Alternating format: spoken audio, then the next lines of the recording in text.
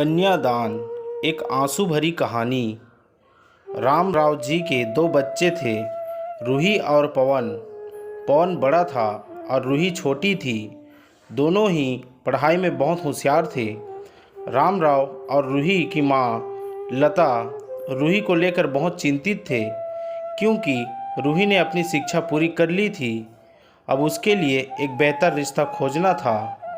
एक दिन उनके करीबी रिश्तेदार का बेटा दीपक शादी में रूही का हाथ मांगने के लिए उनके घर आया।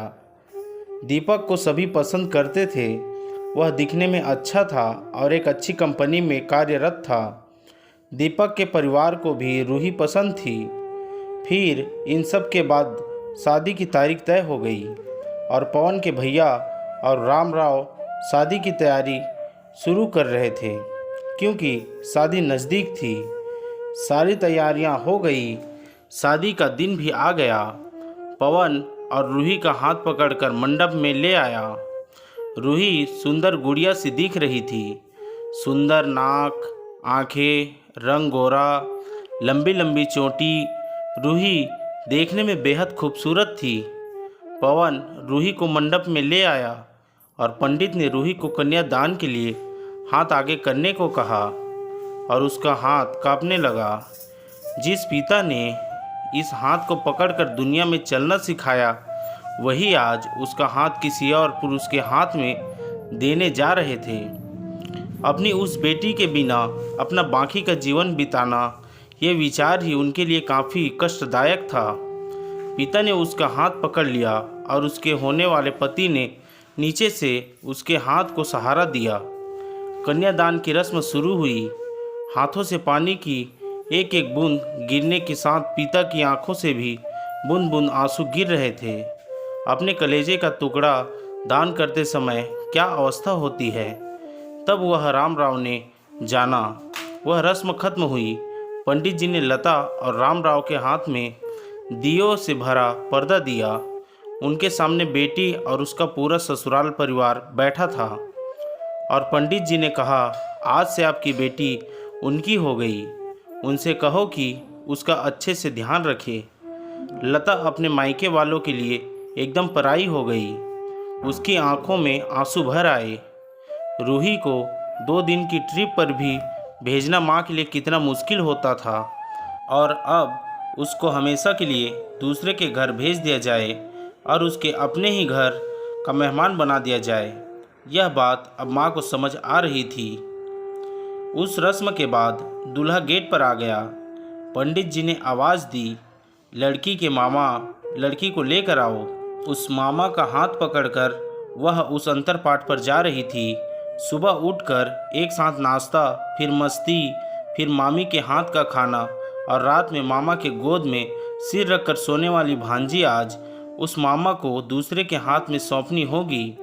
यह सोचकर उसने अपने हाथ कस लिया और मंगला कष्ट प्रारंभ हो गए। भाई दूज के दिन बिना कुछ मांगे मिलने वाला गिफ्ट, एक साथ फोड़े हुए पटाखे, टीवी कौन देखेगा, इस पर झगड़ा और दादाजी गुजर जाने के बाद उन दोनों का गले लग कर रोना। दोनों भाई बहन आज एक दूसरे को देख रहे थे।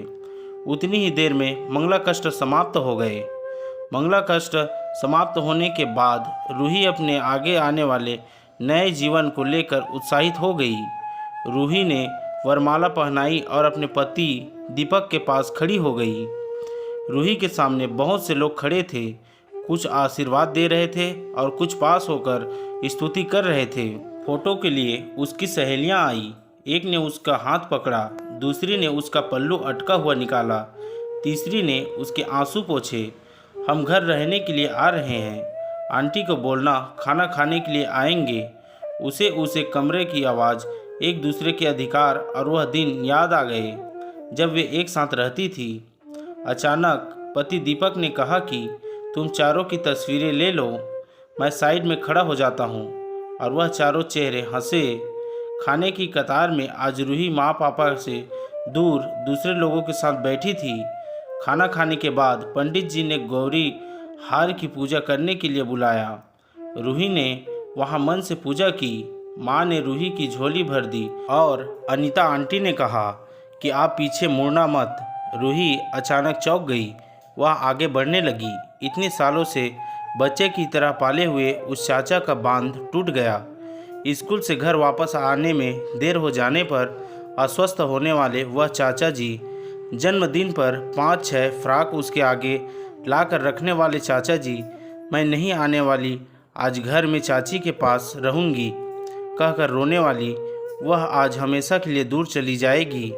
यह रूही के दूसरे माँ पापा के रूप में चाचा चाची को भी यह बात सहन नहीं हो रही थी। उसकी पहचान आज बदल चुकी थी।